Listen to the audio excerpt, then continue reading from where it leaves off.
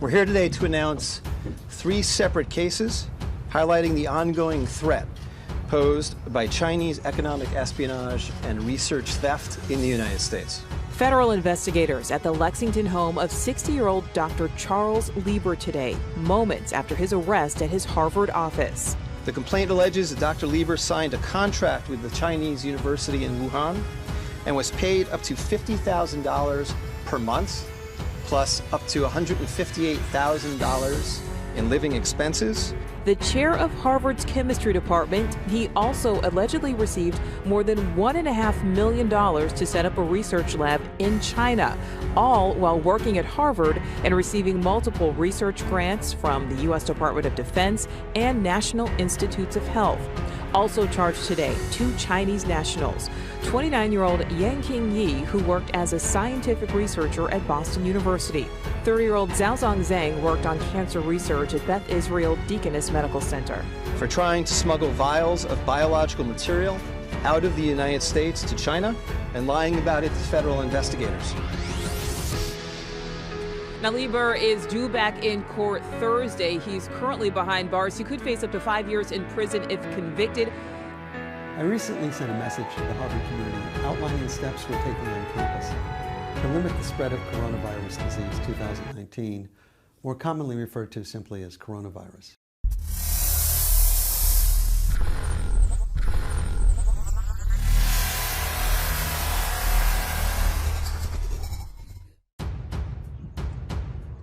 Akhirnya ilmuwan yang membuat dan menjual virus corona atau COVID-19 ke China ditangkap. Kabar tentang seorang ilmuwan asal Universitas Harvard, Amerika Serikat bernama Charles Lieber ditangkap karena membuat dan menjual virus corona atau COVID-19 ke China beredar di media sosial. Kabar ini disebarkan akun Twitter @JohnBewellCTM pada 5 April 2020. Akun Twitter ini mengunggah informasi mengenai penangkapan Charles Lieber. USA just discovered the man who manufactured and sold the #coronavirus to China. Dr. Charles Lieber, head of the Chemistry and Biology Department at Harvard University, USA. He was just arrested today, according to American Department source. Begitulah tulis akun Twitter @JohnsBewellCTM. AS baru saja menemukan pria yang memproduksi dan menjual coronavirus ke China. Dr. Charles Lieber, Kepala Departemen Kimia dan Biologi di Harvard University AS, dia baru saja ditangkap hari ini dan menurut sumber Departemen Amerika. Begitulah tulis akun Twitter @JohnBewellCTM dalam terjemahan. Konten yang diunggah akun Twitter @JohnsBewellCTM telah 26.000 kali dibagikan warganet. Sebelumnya, pengakuan lengkap Intel China ungkap munculnya virus corona dalam pemerintahan Xi Jinping. Teka-teki soal sumber munculnya virus corona yang tengah mewabah di dunia saat ini masih terus berlangsung.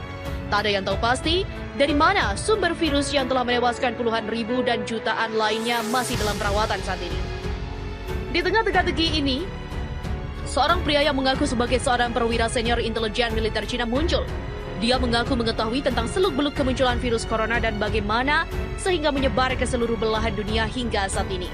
Dia juga menjelaskan tentang kebohongan dan kekejian yang dilakukan oleh pemerintahan Cina. Hal itu ia sampaikan melalui akun media sosial yang dirahasiakannya, namun tulisannya didapat oleh seseorang lalu dipublikasikan di laman www.intelhub.com pada pertengahan Februari lalu. Dan berikut ini adalah tulisan selengkapnya. Berikut ini adalah informasi selengkapnya. Saya adalah perwira senior intelijen militer Tiongkok. Dan saya tahu kebenaran tentang penyebaran virus corona. Izinkan saya mengawali postingan ini dengan mengatakan bahwa sama sekali tidak ada cara untuk memeriksa informasi berikut. Itulah sebabnya saya mempostingnya di kategori analisis di situs web ini. Namun, saya mempostingnya dalam upaya untuk mengetahui apa yang sebenarnya terjadi dengan seluruh wabah COVID-19 coronavirus dan mungkin mendapatkan beberapa jawaban di sepanjang jalan. Saya mendorong semua orang untuk berkomentar di bawah postingan ini di bagian komentar dan membagikan ini di media sosial. Pengetahuan adalah kekuatan. Ambillah untuk apa nilainya. Yang berikut ini diposting di Reddit oleh pengguna Wuhan Virus Throwaway. Saya adalah warga negara Cina di Wuhan yang menduduki posisi tinggi dalam intelijen militer. Saya juga anggota Partai Komunis Tiongkok. Sebagai pejabat senior di dekat puncak partai, Saya memiliki akses ke banyak informasi rahasia dan saya telah terlibat dalam banyak proyek pemerintah rahasia. Saya memiliki gelar doktor dari universitas terkemuka di negara barat. Itulah sebabnya saya dapat menulis akun saya dalam bahasa Inggris. Saya memiliki informasi yang saya percaya dapat menyebabkan penggulingan pemerintahan saya. Ini juga relevan bagi miliaran orang di luar Tiongkok yang semuanya sekarang dalam bahaya eksistensial.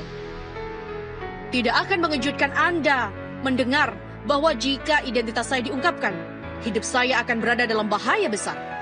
Seperti halnya istri dan anak saya meminta kepada Anda untuk menghormati fakta bahwa saya telah menghapus semua akun ini dari fakta yang membuatnya mudah untuk mengidentifikasi saya.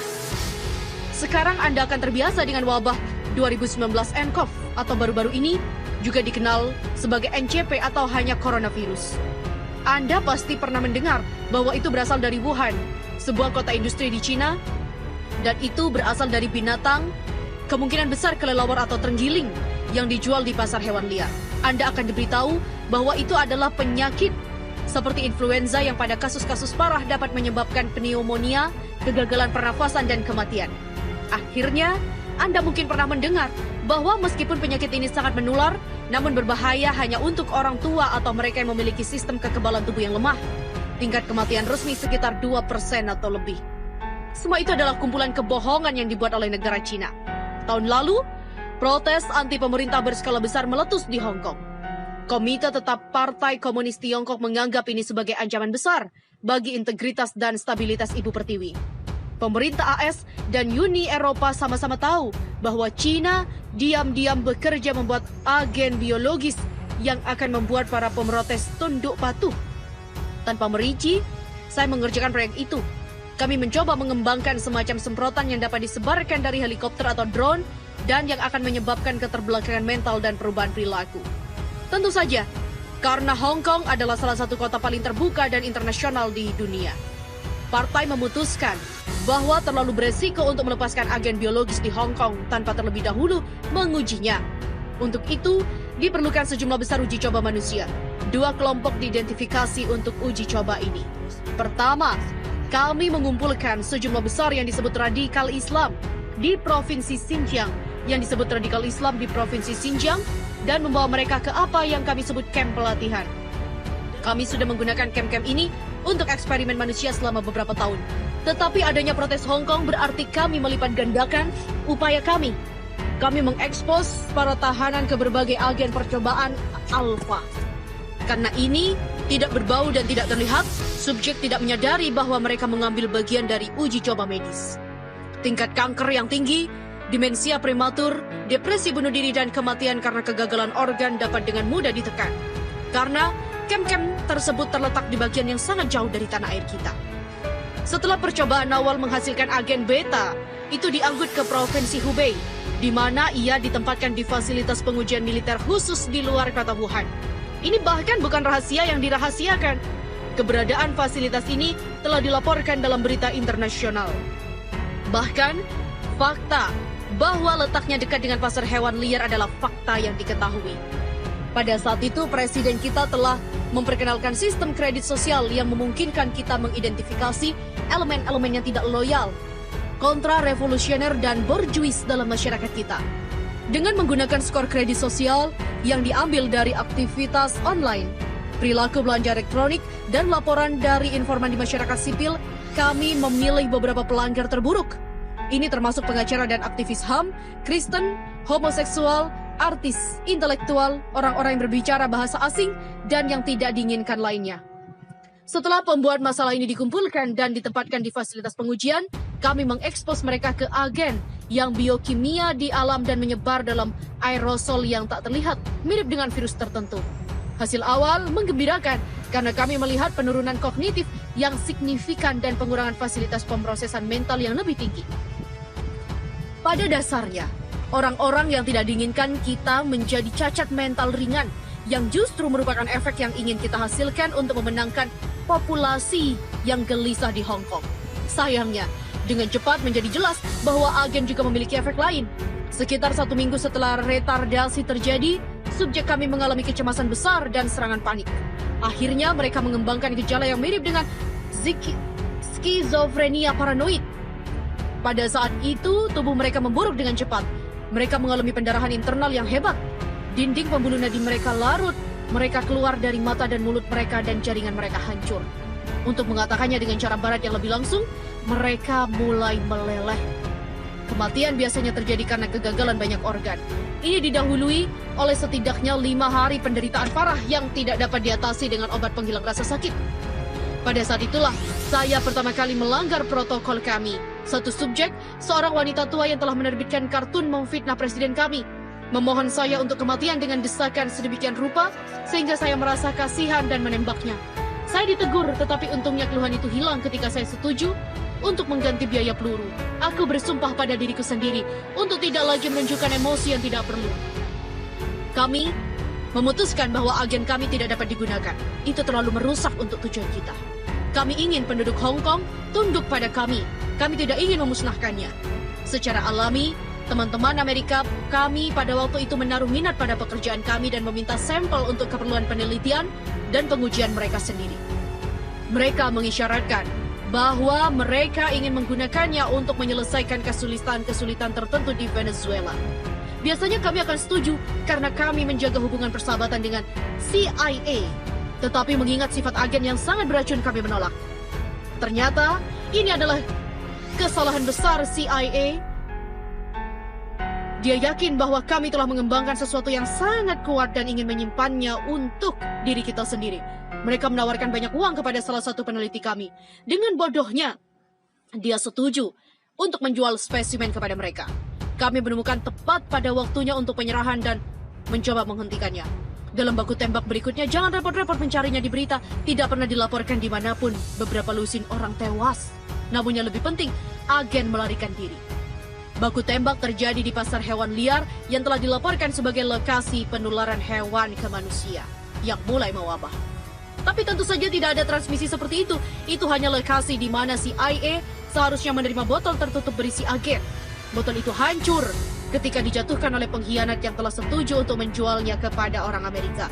Sekarang saya mengerti Anda akan skeptis jika saya benar-benar seperti yang saya katakan. Mengapa saya membagikan informasi ini di internet?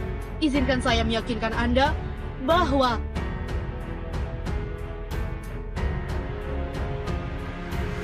biasa menderita coronavirus. Ini memungkinkan kami untuk menyembunyikan sifat sebenarnya dari penyakit ini. Biarkan saya jelaskan. Saat ini, musim flu di Tiongkok. Ketika kami menyadari bahwa kami tidak bisa lagi mengandalkan penyebaran agen, kami mengirim orang-orang kami ke semua rumah sakit dan memerintahkan semua dokter untuk mendiagnosis setiap kasus flu biasa sebagai coronavirus. Kami datang dengan nama baru 2019 nCoV dan membagikan lembar fakta yang menggambarkan penyakit buatan. Hasil dari keputusan ini adalah bahwa puluhan ribu orang yang hanya menderita pilek atau flu sekarang didiagnosis memiliki virus corona misterius yang walaupun menular, tidak sering mematikan. Walaupun ini menakutkan masyarakat, itu memungkinkan kami untuk mendorong narasi bahwa penyakitnya tidak begitu mematikan. Itu juga memberikan kami waktu untuk siap menghadapi malapetaka yang pasti akan datang dengan memberlakukan kuncian di Wuhan dan kota-kota lain di Provinsi Hubei. Anda belum pernah mendengar ini di berita-berita dan mengingat ukuran Wuhan dengan jumlah penduduk 11 juta, bahkan tidak diketahui oleh banyak penduduk. Tetapi dalam beberapa hari, ribuan demi ribuan orang terinfeksi dan tak lama kemudian mereka menderita kematian yang menyengsarakan yang sudah saya jelaskan.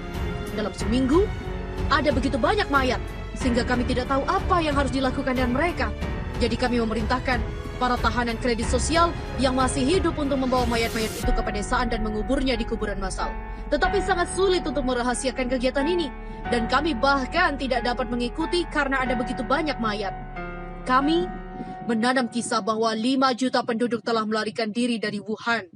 Pada kenyataannya, tentu saja banyak dari orang-orang itu telah meninggal karena agen.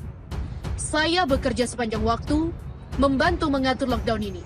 Ketika saya memikirkan kembali tindakan saya sekarang, saya merasa sangat malu.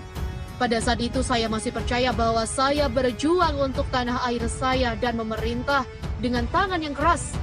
Saya tidak berpikir bahwa itu benar untuk membunuh Dr. Lee. Dia adalah pria yang penuh kasih dan baik hati. Dan dia peduli pasiennya. Bagaimana tanah air kita tidak mendapatkan manfaat dari memiliki dokter seperti itu? Saya berbagi kekhawatiran saya dengan istri saya. Tetapi dia meyakinkan saya bahwa saya tidak boleh mengatakan apapun kepada atasan saya. Dia mengatakan itu terlalu berbahaya, bahwa mereka menghargai kesetiaan di atas segalanya, dan bahwa saya hanya akan menemukan masalah jika saya mengetahui dan mengakui keraguan saya tentang praktek mereka. Dia juga menunjukkan bahwa kami mendapatkan manfaat dari perawatan medis prioritas. Sebagai pejabat senior, kami menerima persediaan rutin masker hazmat yang sangat canggih, yang merupakan satu-satunya teknologi yang dapat mencegah infeksi. Dia memohon saya untuk memikirkan putra kami yang masih kecil. Jika saya berbicara dan tertangkap, hidup kami akan beresiko. Sekitar waktu yang sama, menjadi jelas bahwa agen sepenuhnya di luar kendali kami. Itu menyebar seperti api di seluruh provinsi Hubei dan sekitarnya, menginfeksi puluhan juta dan menyebabkan mereka semua mati. Saya mengerti bahwa apa yang baru saja saya katakan sulit dipercaya, karena Anda telah diberitahu bahwa hanya ada sekitar 50.000 infeksi dan jauh lebih sedikit kematian. Tetapi ini adalah infeksi influenza yang secara salah dianggap sebagai coronavirus yang tidak ada. Agen jauh lebih menular dari itu, dan tingkat kematiannya tidak seperti coronavirus, bukan 2%. Tidak, tingkat fatalitasnya adalah 100%. Tidak ada yang pulih dari itu. Setiap orang yang mengidapnya meninggal, dan banyak orang yang mengidapnya. Provinsi Hubei terletak di reruntuhan. Berbagai pembatasan perjalanan dan penguncian yang telah diberlakukan tidak menciptakan untuk menghentikan penyebaran agen. Tidak satu pun dari mereka dapat menghentikannya. Bukan embargo, tidak menghadapi masker atau pembersih tangan, tetapi untuk menghentikan para korban yang selamat dari melihat bencana dengan bencana mereka sendiri mata. Saya adalah bagian dari penyembunyian terbesar dalam sejarah manusia.